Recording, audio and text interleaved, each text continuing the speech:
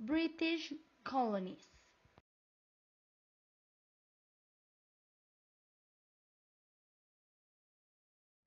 The British Empire is the most extensive empire in world history, and for a time was the foremost global power.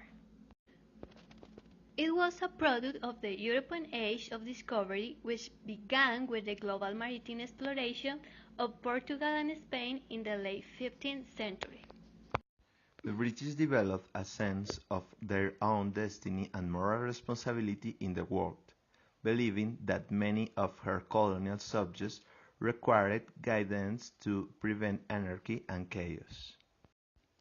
The origin of the British Empire as territorial expansion beyond the shores of Europe lies in the pioneer maritime policy of King Henry VII, who reigned 1485 to 1509. Henry established the modern English merchant marine system.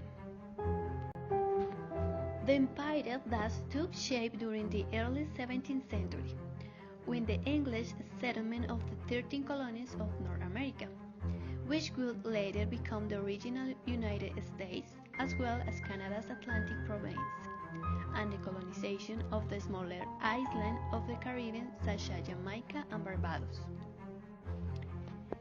Jamestown, under the leadership of Captain John Smith, overcame the severe privations of the winter in 1607 to found England's first permanent overseas settlement, the sugar-producing colonies of the Caribbean, where slavery became the basis of the economy, were at first England's most important and lucrative colonies.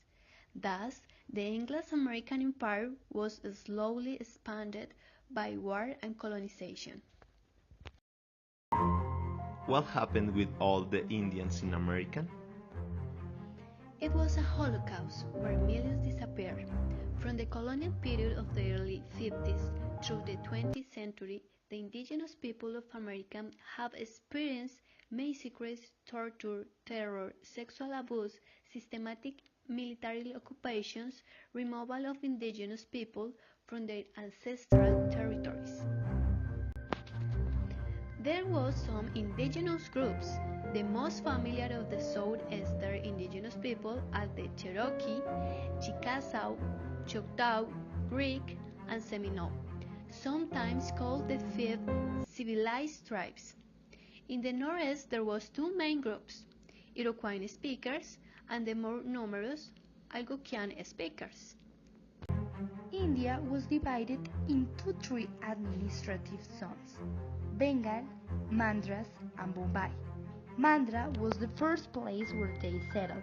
At the beginning, they get used to Indian customs, traditions, and languages, especially the Persian language. During this time was common the marriages between British and Indian people. This allowed that the Indian people were forced to produce cash crop. India was also forced to accept British goods that destroy cottage industries.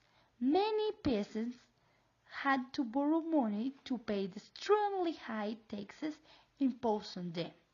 A combination of administrative failures and natural factors result in large number of famines in India that killed millions of people. In the 7th and 8th centuries, the demand of Chinese goods, particularly silk, porcelain, and tea, in the European market created a trade imbalance because the market for Western goods in China was virtually not exist. China was large, self-sufficient, and Europeans were not allowed access to the Chinese interior.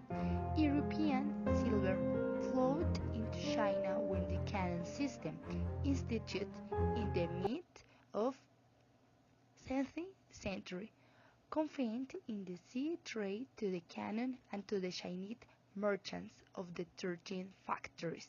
The British East India Company had to maintain monopoly of British trade. The British East India Company began to open ground on these plantations in India to independent forest traders in the exchange of silver. The opium was then transported to the Chinese coast and sold to the local middlemen who retailed the drug inside China. According with all the things that we saw, it's important to highlight the importance of the colonization for England and the positive and negative aspects of the colonization, especially for some continents as Africa and some countries as India and China. As the result of slavery and death, today England is considered a powerful and rich